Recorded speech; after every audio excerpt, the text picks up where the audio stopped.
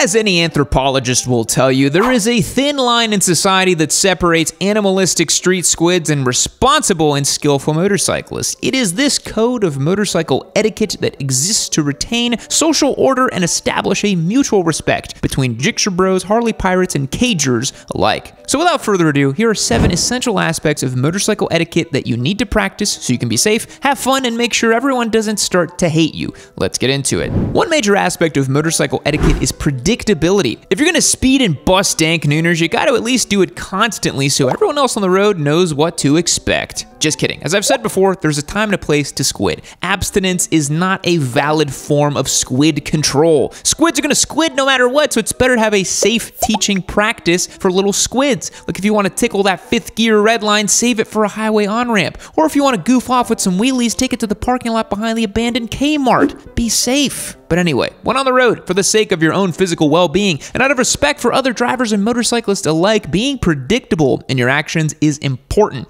When around other vehicles, maintain a somewhat constant speed is usually beneficial. That doesn't mean you need to move at slow speeds, lugging your engine, waiting to get your ass packed by the pickup truck covered in Punisher stickers coming up behind you, but pass with intention. Use your turn signals when applicable, or use hand signals on top of that if the road is really congested, or you're certain the driver in the Nissan Altima with the bejeweled steering wheel cover is deep into the end of their day digital doom scroll and might need a greater indication of your lane change to avoid hitting you. So stay vigilant, ride defensively, and ride predictably. This will not only help keep you safe, but will make car drivers a little less quick to hate motorcyclists. We all know we're better than car drivers. The trick is to let them think we're all on the same team, so they'll try a little harder not to kill us. While it is important to ride predictably for the sake of other car drivers on the road, there are also other considerations to take when it comes to riding amongst other motorcyclists. Whether you're riding with a close friend, the same one you have slumber parties and pillow fights with, or a complete stranger you met in a truck stop bathroom, you must maintain a comfortable following distance. Riding side by side with another motorcyclist in the same lane, no matter how romantic, is ill-advised. The only people who ride side by side with another rider are actors in a Hollywood movie or members of Foghorn Henderson's Screaming Eagle Stage 2 funeral procession after his drunken square dance with a lamppost near exit 72 on I-80.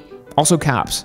Cops ride side by side. You don't want to look like a cop, do you? When riding with other riders, maintain at least a car's length in following distance and stagger positions within the lane. This will make sure you all remain visible to one another as well as other cars. And again, we don't want car drivers to hate us. If we're ever going to quietly take over the world of personal mobility, we must not make enemies. If you ever need a reason to be responsibly spaced with other riders, just watch some motorcycle group fail compilations and see for yourself. If you ever thought to yourself, man, Yammy Noob is getting soft, he's become sanitized, he's become corporate, he's become YouTube safe. Well, that's because I gotta keep it safe here on YouTube because they pay the bills. But you know who else pays the bills? The members on yammynoob.co. And that's why we can provide the spiciest, most NSFW content that you can imagine on our Discord server and our newsletter as well. Sign up as a member today and you'll get access to all that exclusive content and the ability to win these amazing giveaway motorcycles. I've given away 50 bikes, over $500,000 worth. It's pretty nuts. So hit that link down below on yammynoob.co and join today. Speaking of a group of two-wheel loving men, another aspect of motorcycle etiquette is having respect for other riders. I'm going to have to put on my hypocrite cone of shame for a minute here, but in the real world, it's not really cool to dog on other people's motorcycles. Remember, this channel is for entertainment, and it is entertaining to make Harley riders, Vulcan riders, CBR $500 riders, and BMW GS riders upset by making fun of their bikes. But remember,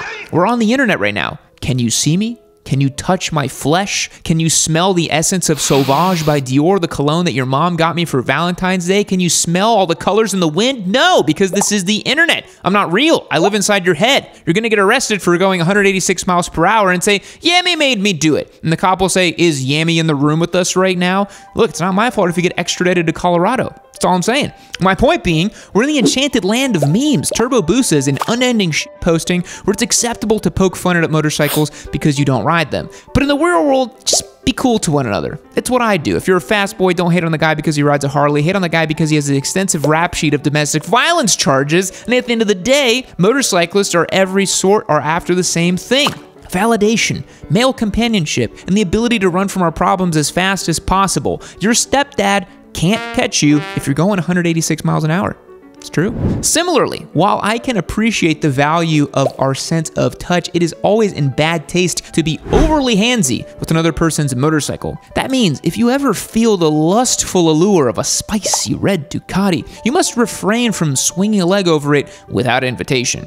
Do not assume that a motorcyclist is into being cuckolded in both the bedroom and at bike night. That is a bad habit a lot of motorcyclists have. When they see a bike they like, their first inclination is to touch it. Some drunk dude comes up to you and is like, "I like your bike, man. Crotch rocket? Nice bike, man. I bet this thing flies. Chicks probably dig it too, right, man? Yeah, man, nice. I had a crotch rocket back in the day. Ninja 500, man. That thing could rip." And then they grab hold of your grips and lean forward in the pocket and twist the throttle a few times. "Yeah, this is one slick ride, man. Hey, what do you say? Can I take her for a spin?" It's always the people who know the absolute least about your motorcycle that are always the most overly infatuated with it. I'm sure a lot of riders like talking about their bikes, showcasing their premium assortment of carbon fiber farkles and analyzing the intricacies of their chicken strips, or lack thereof. But not everyone cares to have their bike poked and prodded by a stranger wearing a skull and crossbones do-rag and assless chaps. So keep your hands to yourself and don't touch or sit on or, God forbid,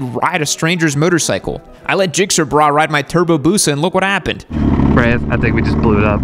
I will say none of this applies if you're in the paddock in club racing.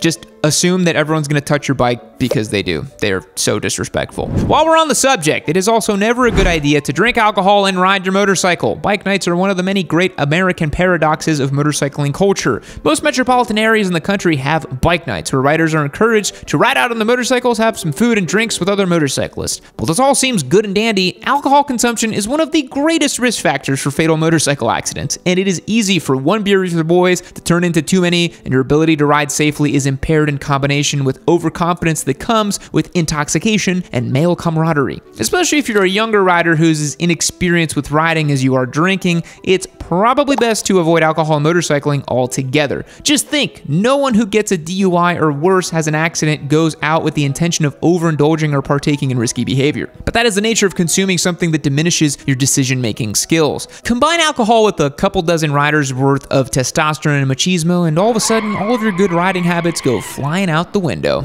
Speaking of the poor behavior that comes as a result of mob mentality and groupthink, stop rev bombing your motorcycle. Please. Nearly every rider demographic is guilty of this in some capacity, and it is constantly a point of contention amongst riders and non-riders alike. Loud pipes do not save lives, and rev bombing your sport bike in the parking lot of the high school you graduated from 8 years ago will not get your 10th grade Spanish teacher to love you back. Look, I know, she looked good then, she looks good now. She doesn't want you, bro. Let it go. I like a nice, louder than stock exhaust system as much as the next guy. I enjoy the character of an unbridled engine. But if you hold your throttle at the rev limiter while stopped at a stoplight, it's no surprise your mom left your dad for her yoga instructor. The stationary rev limiter rev bombing is like the squid mating call. You're not attracting positive attention from anyone other than the intellectually diminished males whose social media feeds are filled with Andrew Tate videos. The same thing can be said for burnouts. There's a time and place. That place is far away from me, and the time is 1,000 years from now, when the ecological collapse has destroyed organic life on Earth. I miss whatever extra chromosome makes certain riders bust at the smell of burning rubber. Like, I get the whole stunt thing, wheelies, drifting, all that requires a lot of skill. I get it. It's really amazing to see. But spinning the rear tire in a motorcycle while it's held in place by the front brake will not entice me to hoot, holler, or pump my fist uncontrollably. If you've been following the channel for a while, you know what my stance on lane splitting and lane filtering is. The safety of the rider and improvement of traffic flow far outweigh the risk associated. The only real downside is that it makes drivers scared, and the government needs to keep drivers happy, so they'll continue buying massive SUVs on which they pay exorbitant property tax and continue putting inordinate wear on the roads, which will then perpetually be under construction by government contractors. So it's kind of a whole little money loop. You see what I did there? And in defense of lane splitting, or at least lane filtering, one must be respectful in the way that they do it. If you want your community to eventually legalize lane splitting, perhaps it is ill-advisable to go from Colorado Springs to Denver in 20 minutes splitting lanes at 170 miles per hour. And I'm not going to suggest anyone watching this video do anything that is in opposition of the laws in their area. But when I approach a stoplight, I filter past cars to the front of the lane to avoid getting rear-ended by a car driver who's looking at their phone, which apparently is not legal in Texas anymore. But I don't care. It's a very real risk these days. So again, if you want to actually advocate for lane splitting or lane filtering, try to be courteous in your practice. For instance, in California, where lane splitting is legal, they have specific guidelines on when and how to lane split. The CHP, that's California Highway Patrol, recommends that motorcyclists should not lane split at speeds more than 10 miles per hour faster than the traffic they are passing and not exceed 30 miles per hour. Lane splitting is safest when traffic is moving at 30 miles per hour or less. It's not recommended to lane split when traffic is flowing at high speeds. You're not even going to gain much time, and it's just really dangerous. Motorcyclists are often put in a tough position, where the ignorance of car-driving Karens leads to animosity and then perpetuates further reckless behavior on behalf of the rider, and really, I just want more people to be able to experience motorcycling. Obviously, motorcycling is fun, but there are so many benefits to be had by both rider and communities where they live if people were to be on bikes. There is a lesser environmental impact, less stress on infrastructure, lower congestion on freeways and dense urban areas, and maintaining proper etiquette and earning the respect of other drivers and riders alike, the greater our chances are of getting people on two wheels. And the more people on two wheels, the better our chances are of world domination. Fact: China has a theme park called the Kingdom of the Little People that is run by dwarfs. Established in 2009, the plan was to create a secure workplace for people with dwarfism, often marginalized in China's superstitious society. Goodbye. Wake up! You're dreaming! You're dreaming! Wake up! Wake up! Wake up! None of this is real! None of it's real! None of it's real! Wake up! Keep watching Yami Noob.